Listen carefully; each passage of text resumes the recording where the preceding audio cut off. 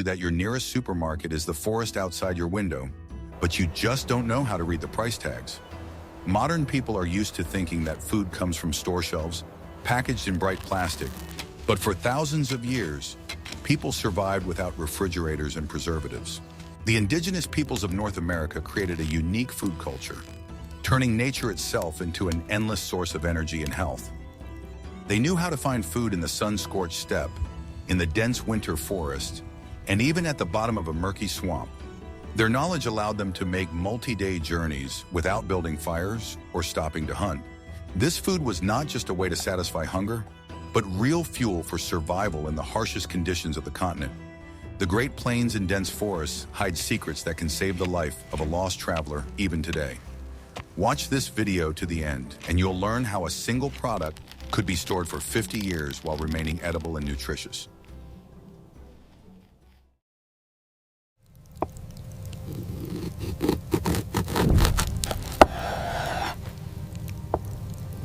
Are you ready to learn the secret of an energy bar that was invented centuries before the advent of sports nutrition?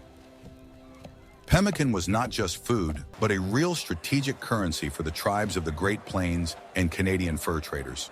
It is a concentrated mixture that allowed hunters and warriors to survive long journeys without having to stop to cook.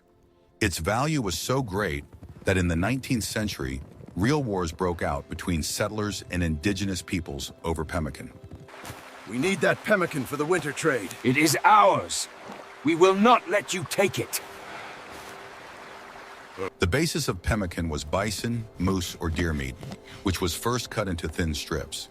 These strips were dried in the sun or over a slow fire until they became hard and brittle, like wood. The moisture evaporated completely, making the meat incredibly light and preventing any decay.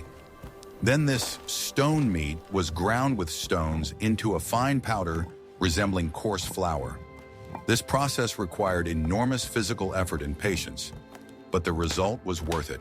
The second most important ingredient was rendered fat, which was extracted from animal bone marrow or kidney fat.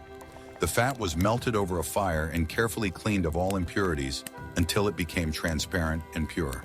The hot fat was mixed with meat powder in a ratio of approximately 1:1. This mixture solidified, forming a dense, high-calorie mass that did not spoil for years. For flavor and additional vitamins, dried berries such as urga, bird cherry, or cranberries were often added to pemmican. The berries gave the product a pleasant sourness and provided the body with essential vitamin C, saving people from scurvy. Sometimes powdered bones were even added to the mixture to replenish calcium reserves. The resulting mass was packed into leather bags called parfleche, from which all the air was carefully removed.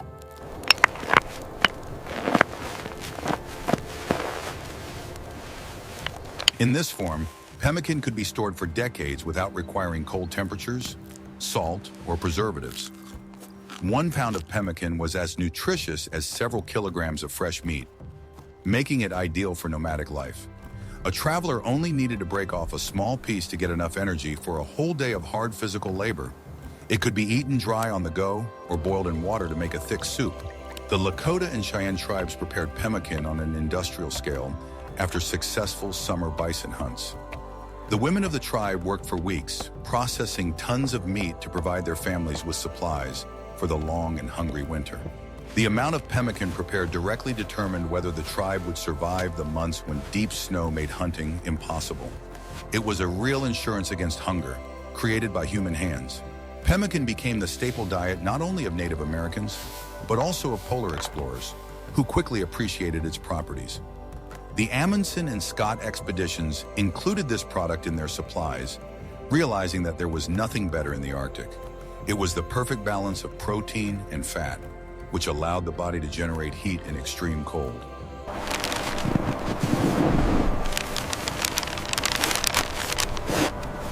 Interestingly, even after 100 years, the pemmican supplies found remained edible, as confirmed by modern analyses. This demonstrates the incredible level of understanding of food chemistry that indigenous peoples possessed. They intuitively found a method of preservation that surpasses many modern technologies.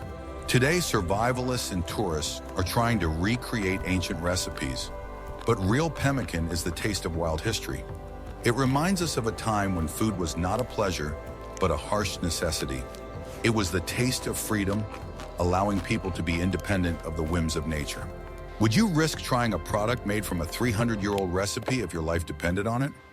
Write in the comments what you think about this ancient superfood, and be sure to subscribe to the channel so you don't miss any new stories.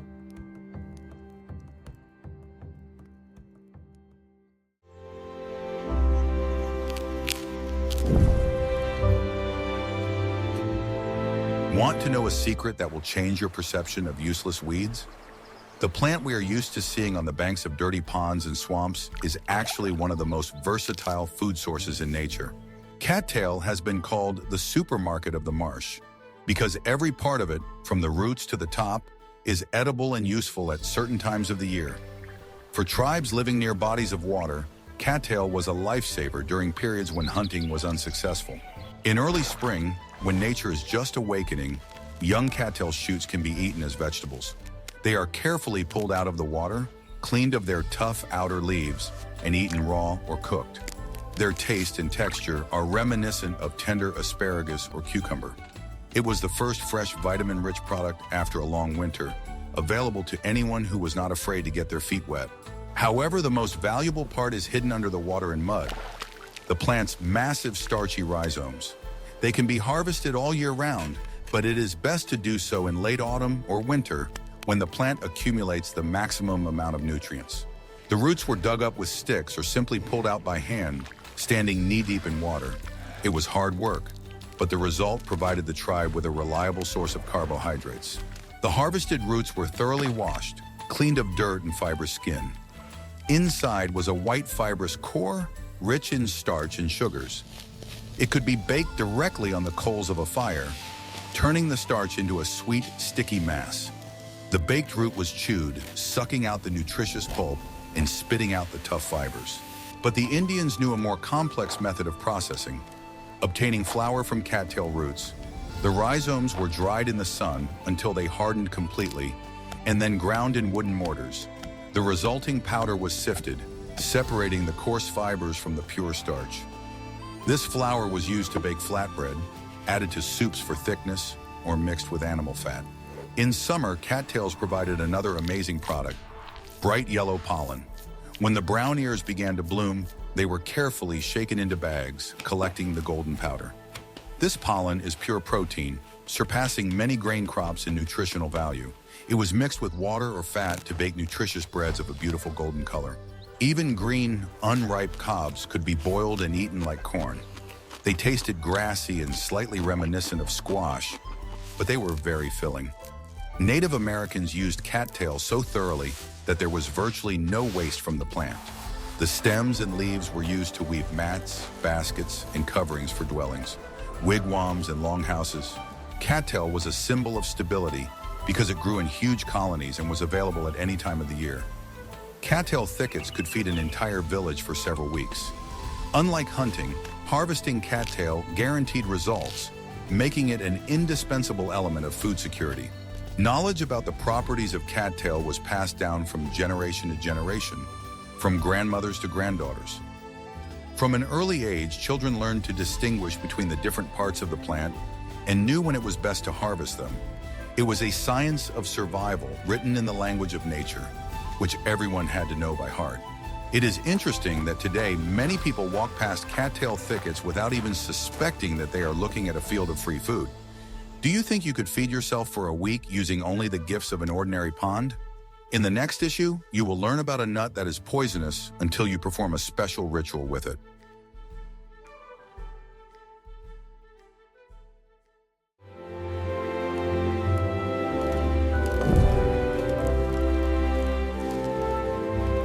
What if I told you that one of the most common nuts in the forest is deadly if you don't know the secret to preparing it? Millions of tons of oak acorns fall to the ground every fall, but when raw, they are unbearably bitter and toxic due to their high tannin content. However, for many indigenous peoples, especially in California and forested regions, acorns were a staple food. The secret lay in a unique soaking technique that transformed the poison into nutritious food. Acorn gathering was an important seasonal event in which all members of the tribe, from children to the elderly, participated. Women knocked down ripe fruits with long poles, and children collected them in huge woven baskets on their backs. The collected acorns first had to be thoroughly dried in the sun so that they would not mold during storage. In this dry form, the supplies could be stored in special barns on stilts throughout the winter. The cooking process began with removing the hard shells from the nuts. This was done by breaking them with stones while trying not to damage the kernel itself. The shelled kernels then had to be ground into flour using heavy stone pestles and mortars carved directly into the rocks. This monotonous, rhythmic pounding was a familiar sound in Native American settlements for many centuries.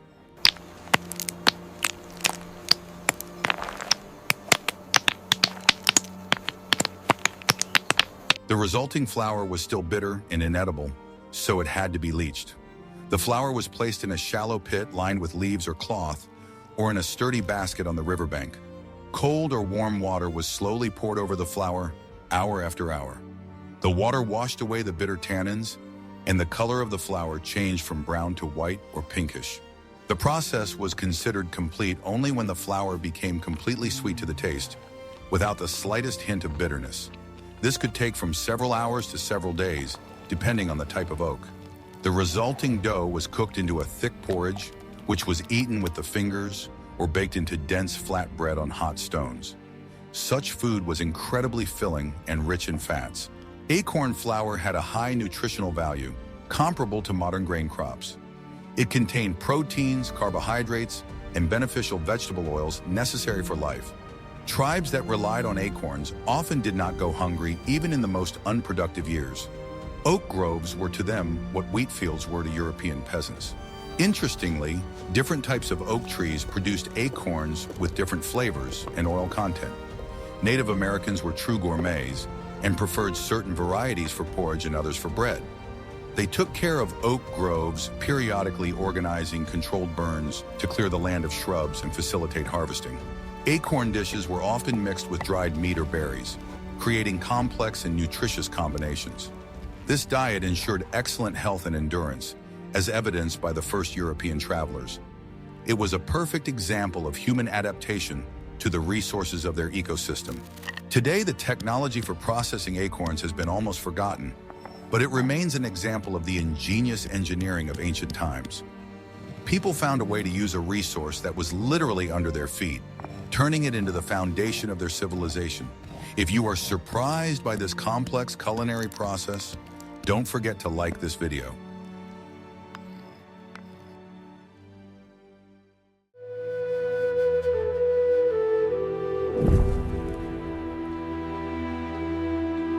Are you ready to learn the truth about how trees can be eaten in more than just a figurative sense? When food supplies were running low and hunting was unsuccessful, indigenous peoples turned their attention to the evergreen forests. They knew the secret hidden beneath the rough bark of pine, spruce, and poplar trees. We're talking about cambium, the thin, moist layer between the wood and the outer bark, through which sap circulates in the tree. This product was a real lifesaver during the hungry spring months, when old supplies were running out and new plants had not yet grown. The Indians carefully cut the bark of the tree and removed it in large pieces, exposing the light, slippery flesh. It was important to take the bark from only one side of the tree so as not to destroy it completely. This rule was strictly observed because the forest had to be preserved for future generations. The cambium itself was scraped off with special scrapers made of bone or horn. The result was long, translucent strips resembling modern noodles or spaghetti. Raw cambium tasted sweet and resinous, with a pronounced pine aroma. It contained a lot of sugar, vitamin C, and starch.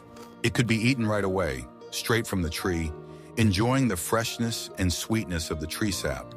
But more often it was collected in baskets for further preparation at the camp. The cambium strips were boiled in water until soft, producing a kind of soup or fried in animal fat until crispy. After heat treatment, the taste became milder and more pleasant. For long-term storage, the cambium was dried in the sun or over a campfire. The dried strips became hard and could be stored for months. In winter, they were added to soups and stews, where they swelled and made the dish thick and filling. It was an excellent addition to a meat-based diet. The peoples of the subarctic and mountainous regions of the Rocky Mountains especially valued pine cambium. It was one of the few available sources of carbohydrates and vitamins in their harsh climate. Archaeologists still find traces of bark harvesting on old trees, so-called scars, which tell the story of tribal migrations. Consuming the inner bark required knowledge. Not all trees were equally tasty and safe. For example, hemlock bark is poisonous, and a mistake could cost a person their life. Native Americans could accurately identify edible trees by the shape of their needles and the smell of their bark. It is believed that this method of nutrition saved many of the first settlers and colonists from starvation. The Indians generously shared their knowledge, showing newcomers how to literally extract food from tree trunks. It was a lesson in humility before nature that many remembered for the rest of their lives. Today, the idea of eating bark seems wild to us, but in survival situations, this knowledge is invaluable. It reminds us that the forest is not just wood, but a living organism full of resources.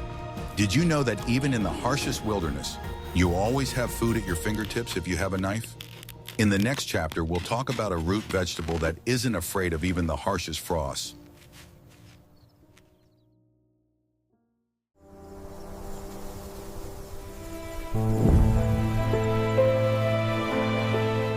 Hidden among the wild grasses of the prairies is a plant that many today consider an elite dietary product. But for Native Americans, it was a simple and reliable food. Jerusalem artichoke, or earth apple, is a close relative of the sunflower that forms nutritious tubers underground. Unlike potatoes, Jerusalem artichokes tolerate frost well and can overwinter right in the soil, remaining fresh and crisp. The Indians of the Great Plains and the Forest Zone deliberately planted Jerusalem artichokes around their camps, or simply memorized the places where they grew wild. The tall stems with yellow flowers were an excellent landmark, visible from afar. In the fall, when the greenery withered, the harvest season began, which could last throughout the winter and spring. The tubers were dug out of the ground with sticks or deer antlers. They had a bizarre, knotty shape and were covered with a thin skin. The main advantage of Jerusalem artichoke was that it could be eaten raw without cooking. It tasted like a sweet turnip or water chestnut, was juicy and quenched thirst well.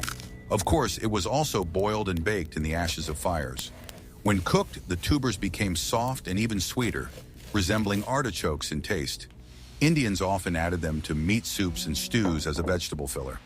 This made the food more voluminous and satisfying. Jerusalem artichokes were valued for their unpretentiousness and high yield. A whole bucket of tubers could be harvested from a single bush. They grew in any soil, required no care, and were not susceptible to pests. For nomadic tribes, it was an ideal garden that did not require human presence. It was possible to return to the old campsite a year later and find a ready harvest there.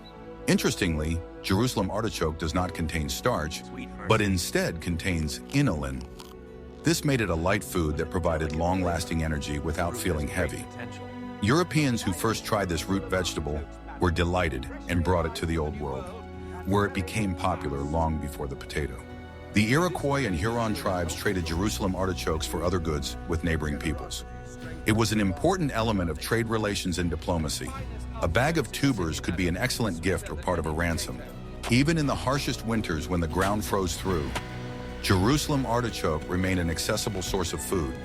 It was dug out of the frozen ground and did not lose its taste. The plant's resistance to cold symbolized for the Indians the resilience of the spirit of life itself. Although Jerusalem artichokes can now be found on the shelves of health food stores, their wild ancestors still grow along the banks of North American rivers.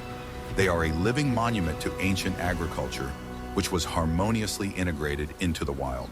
Unlike capricious cultivated plants, Jerusalem artichoke was a faithful friend that never let you down. It was food that waited for you where you left it.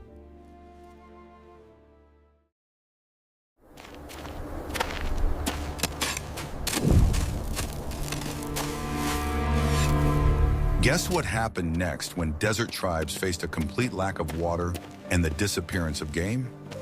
The people who lived in these harsh lands were forced to look for new sources of food among plants that at first glance seemed useless. Their attention was drawn to thorny bushes that seemed to consist only of dry branches and sharp thorns. Europeans passed by, confident that there was nothing to be found in such a vegetation. But the tribes knew that the desert is rarely generous, and therefore it is necessary to look closely at each of its gifts. This is how they discovered the mesquite tree, a modest but surprisingly valuable plant common in the southern Great Plains and the deserts of the Southwest. Hidden behind its unassuming crown were long, sweet pods that became a real lifesaver. These fruits were so nutritious and rich in sugars that they were nicknamed desert bread. For the Apache, Comanche, and other peoples, these pods became the staple food during the most difficult time of the year, when the heat killed all living things. Mesquite pods ripened just when the sun was at its peak and most of the vegetation was burned to the ground. When the earth cracked and the animals left in search of water, the mesquite continued to bear fruit. Its pods fell to the ground in thick carpets, and the women of the tribe went out to harvest them, carrying huge woven baskets. It was an important and urgent task that could not be postponed. The harvest had to be completed before the first rains, because moisture quickly turned the pods into a dangerous product. Mold appeared on the damp fruits, and with it, poisonous fungi. Therefore, harvesting became a race against nature. Women and children worked all day long, trying to fill their baskets before the sky changed color and the first drops touched the ground. Every seed collected was a contribution to survival. Fresh mesquite pods were hard, almost woody, but they exuded a sweet aroma similar to the smell of caramel. They could be chewed raw, like natural candy. People sucked out the sweet juice, enjoying the rare desert sweetness. However, a significant part of the harvest was collected not for immediate pleasure, but for further processing, because mesquite could become the basis of a large supply of provisions. The main method of processing was grinding. The pods were placed in deep wooden or stone mortars and crushed with heavy pestles. The process was lengthy because both the pods and their seeds had to be ground. Gradually, everything turned into coarse golden flour. The dust from it smelled so pleasant that even the smell reminded one of satiety. The resulting flour was not only fragrant, but also extremely nutritious. It combined a caramel flavor, nutty notes, and a mild natural sweetness. It was rich in protein, calcium, and healthy carbohydrates, which provided long-lasting energy. This flour was used to make flatbread that did not require baking. All they had to do was mix the powder with water and form dense discs, which were then dried in the sun. They became hard and could be stored for months. These sun-dried breads became a real strategic reserve for the long winter or for periods of nomadic life. They did not go stale or spoil because they contained almost no moisture. A warrior could put a couple of these cakes in his bag and set off on his journey, knowing that he would be able to keep his strength up if necessary. In the desert, this was more important than any other food, as the flour did not require fire or large amounts of water. Mesquite flour was also used in the preparation of beverages. When mixed with water, it formed a sweet, thick, pleasantly refreshing liquid. Such a drink perfectly restored strength on the hottest day. Sometimes the flour was left to steep longer, resulting in a more concentrated drink that warriors took with them on long journeys. One small bag became their personal power station. The mesquite tree itself also played an important role in everyday life. Its wood burned with a hot, even flame, leaving little smoke, but at the same time giving off an aroma that was ideal for smoking meat. This allowed hunters to preserve their prey for longer. But the tree's main treasure was still its pods, which allowed people to live where Europeans saw only a barren desert. Mesquite was a symbol of survival. The ripening of the mesquite crop was such a significant event that it became a reason for celebrations and gatherings. People thanked the spirits of the earth for the gift that helped them survive drought and kept the tribe going. Mesquite groves were considered common property, and everyone protected them as zealously as their own families. The tribes made sure that no one picked the fruit before it was ripe or damaged the trees. Even horses enjoyed eating the sweet pods, which gave them a quick burst of energy. This was important for long journeys through the desert. The animals became more resilient, and the people got food that did not compete with the warriors' supplies. This amazing symbiosis showed that a single tree could sustain the life of an entire encampment. Today, mesquite is considered a useless weed on many ranches, interfering with grazing. But for historians, ethnographers, and people studying survival in the wild, mesquite is a truly legendary plant. It reminds us of a time when people not only lived in the desert, but built their culture on its gifts. Do you think you could survive a week in the desert eating only dry pods? In the next chapter, we will move from the hot sands to cool lakes to learn about the grain of the spirit.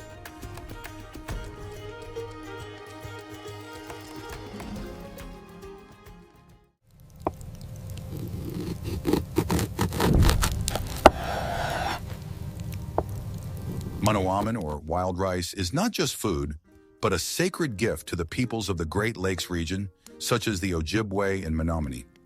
According to legend, the ancestors of these tribes had to migrate west until they found a place where food grows right on the water.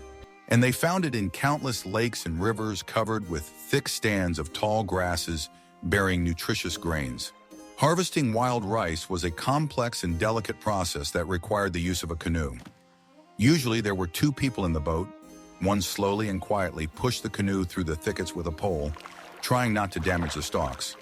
The second sat with two special cedar sticks, carefully tilting the stalks over the boat and gently knocking the ripe grains onto the bottom. It was important not to hit too hard so as not to break the plant and leave some of the grains in the water for the future harvest and for waterfowl. This was the principle of sustainable agriculture. Take only what you need and leave enough for nature. The harvest, or rice moon, was a time of great celebration and collective labor. The harvested rice was covered with a hard husk that had to be removed. First, the grain was dried in the sun or on special racks over a low fire. The smoke not only dried the rice, but also gave it a special aroma and protected it from insects during storage. Then came the threshing stage. The rice was poured into a pit lined with leather, and men in clean new moccasins danced rhythmically on it, grinding the grains with their feet. This allowed the husk to be separated without crushing the grain itself. It was a kind of dance of gratitude to the spirits of water and earth. After threshing, the rice was winnowed in the wind, tossing it in wide birch bark trays. The wind carried away the light husks, and the heavy dark grains fell back. The finished product was incredibly nutritious, rich in protein, and could be stored for years in birch bark boxes. Wild rice was cooked with game meat, fish, berries, or maple sugar.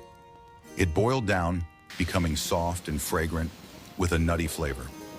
It was the basis of the winter diet, which saved the tribes from starvation when the lakes were covered with ice.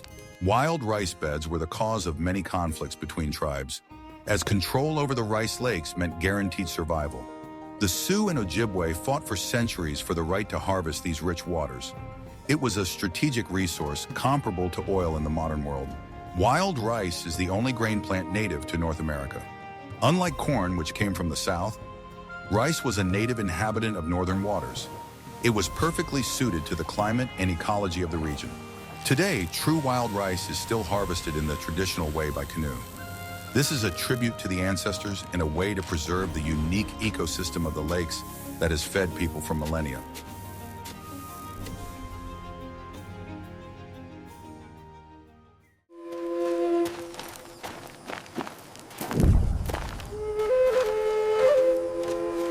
In the arid lands of the South and Southwest, where the earth cracks under the sun and water is scarce, there grew a plant that resembled a bunch of huge green daggers. With its long, stiff, and sharp leaves, agave looked like a living fortress, capable of wounding anyone who came too close. But it was precisely in its prickly appearance that lay a value that tribes had known for centuries.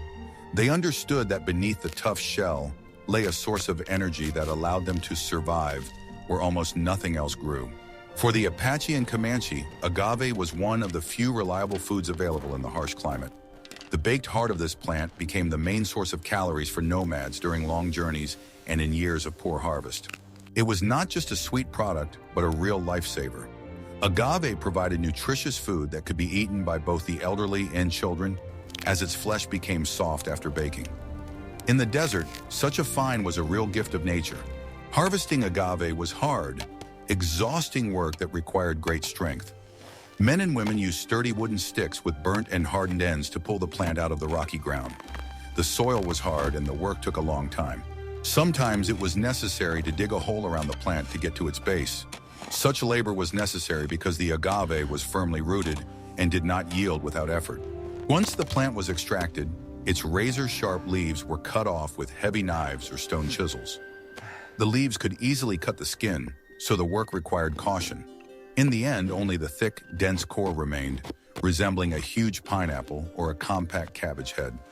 Such agave hearts could weigh tens of kilograms, and their transportation was in itself a mobile training in strength and endurance.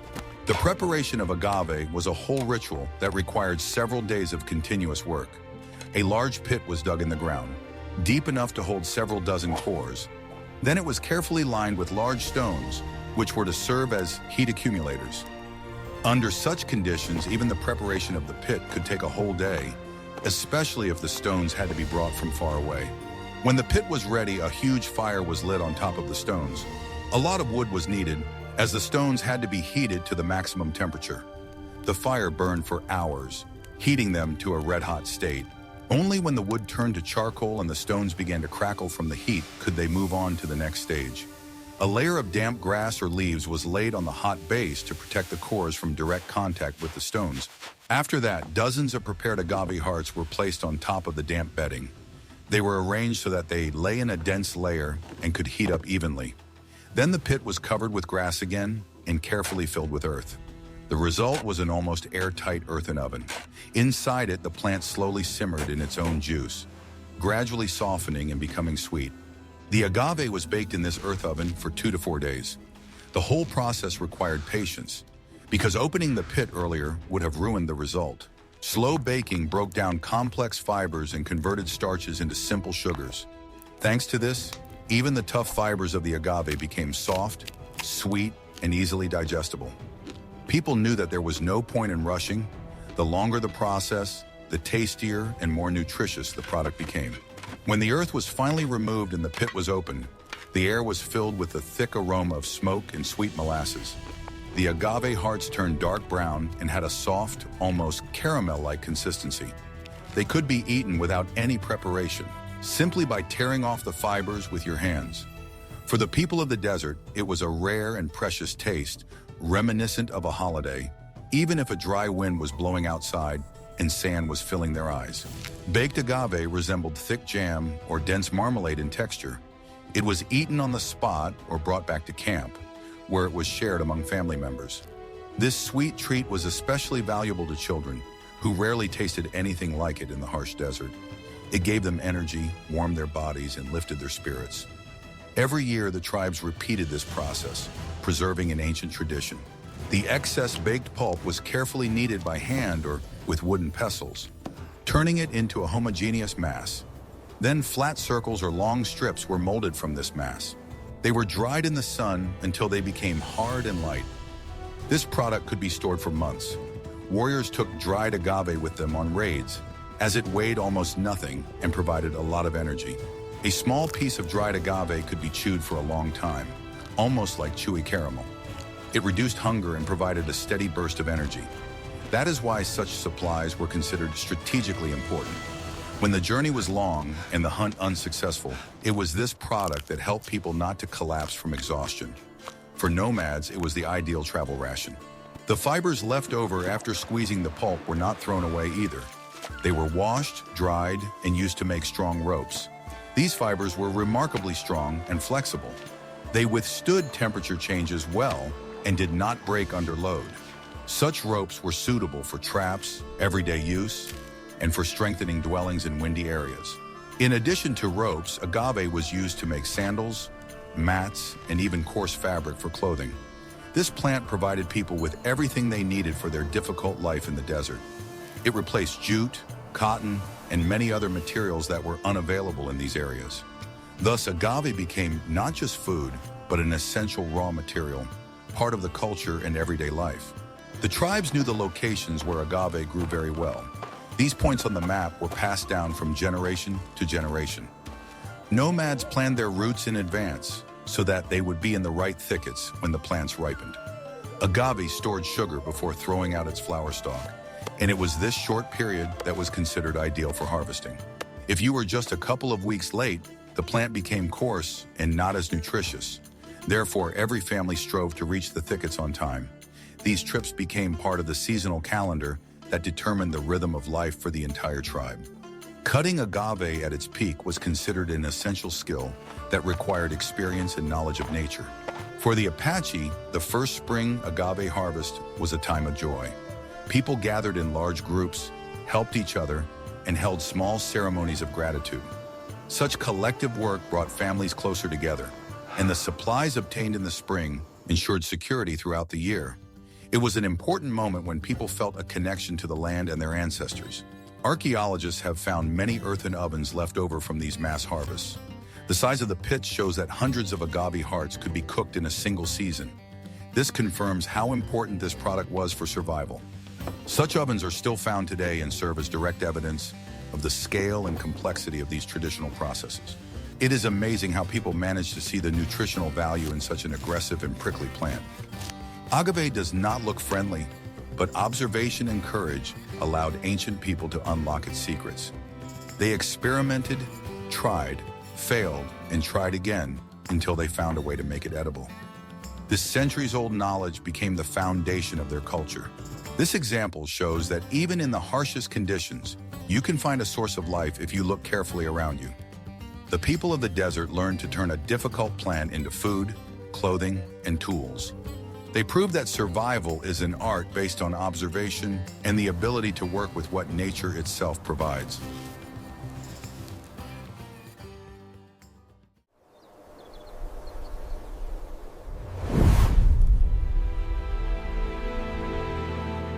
For the tribes of the Great Plains, especially the Lakota, there was a root that was more important than any other vegetable.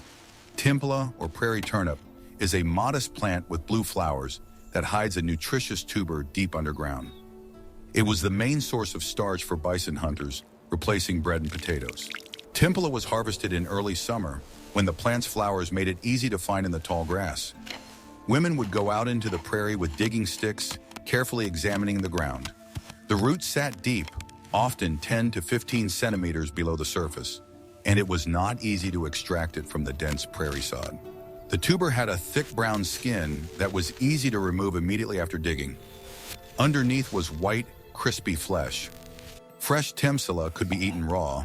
It had a pleasant, slightly starchy taste, but its main value lay in its ability to be stored for long periods. The peeled roots were woven into long tails in beautiful braids, similar to garlic or onion bundles. These garlands were hung in the sun to dry. Dried Timpsila became hard as a rock and could be stored for years without losing its properties. In winter, the dried roots were added to soups and bison meat stews. In hot water, they swelled, became soft, and gave the broth thickness and richness. They could also be ground into flour, which was used to thicken sauces, vo suhe, or make porridge. Timpala was an important commodity for trade. The nomads of the plains exchanged braids of dried turnips for corn and beans from the settled farming tribes of the Missouri Valley, such as the Arikara and Mandan. This diversified their diet and strengthened ties between peoples. Interestingly, Timpsila also played a role in Lakota mythology. The legend of the woman who fell from the sky is connected with the digging up of this root. The hole in the sky through which she fell to earth was formed when she dug up a turnip that was too large. Gathering this plant was not only an economic necessity, but also a social activity. Women spent time together in the prairie, socializing, teaching girls, and enjoying the summer warmth. This strengthened community ties and passed on knowledge about plants to the next generation. During the colonial period, Timpsila helped many early settlers survive when they were starving in unfamiliar lands. Native Americans taught them to look for this unassuming flower and dig it up for food. Today, Timpsila remains an important symbol of traditional Lakota cuisine. It is served at powwows and family celebrations, preserving the taste of history and the memory of ancestors who knew how to live in harmony with the Great Plains.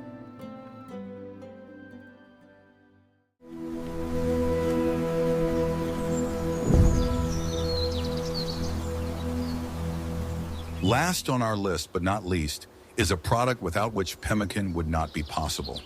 The Virginia chokecherry is a shrub that is widespread throughout North America. Its small dark berries have an astringent, tart taste, but for Native Americans, they were a major source of vitamins and medicine. The berries were harvested in late summer, when the clusters were filled with dark juice. This was a time of mass harvesting in which everyone participated. The berries were picked directly from the branches to speed up the process and then separated at the camp. The uniqueness of the processing method was that the berries were not pitted. They were crushed whole, together with the pits on flat stones. When dried, the crushed pits gave the mass a light almond aroma and contained beneficial oils. The resulting pulp, juice, and crushed pits were formed into small cakes or patties. They were laid out on grass mats and dried in the hot sun.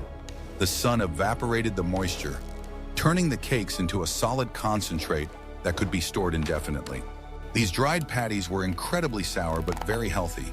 In winter, they were soaked in water to make sauces or cooked into compotes, but their main use was as an addition to pemmican and soups. The acidity of the berries helped digest fatty meat. Bird cherry was also used as a medicine. Decoctions from the bark and berries were used for stomach disorders, colds, and to treat wounds. It was a real natural pharmacy growing by every stream. For tribes living far from citrus and fresh fruit, bird cherry was the only protection against scurvy. Its high vitamin C and antioxidant content supported immunity during the harsh winter months.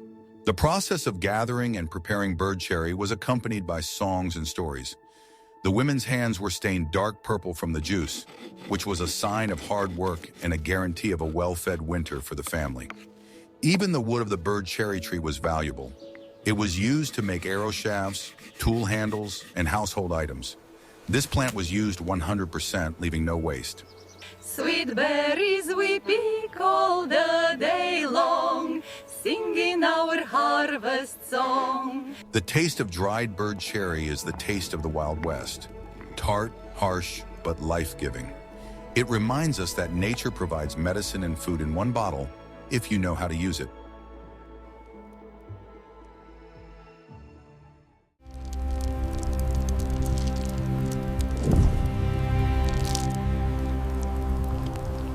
We have seen only a small part of the vast gastronomic world that was discovered by the indigenous peoples of America. From pemmican, stone meat, to sweet mesquite pods, each of these products was a link in the chain of survival for entire civilizations. These people did not fight nature, but were part of it, knowing every bush, every root, and every tree. Their cuisine was simple, but ingeniously balanced and adapted to their living conditions. Today, in the age of supermarkets, this knowledge seems forgotten, but it still lives on in the memories of descendants and in the pages of history. Do you think modern people could survive using this ancient knowledge if their familiar world collapsed? Which of these foods surprised you the most with its unusual nature or method of preparation? Write about it in the comments, and don't forget to subscribe to the channel to learn more survival secrets from the past.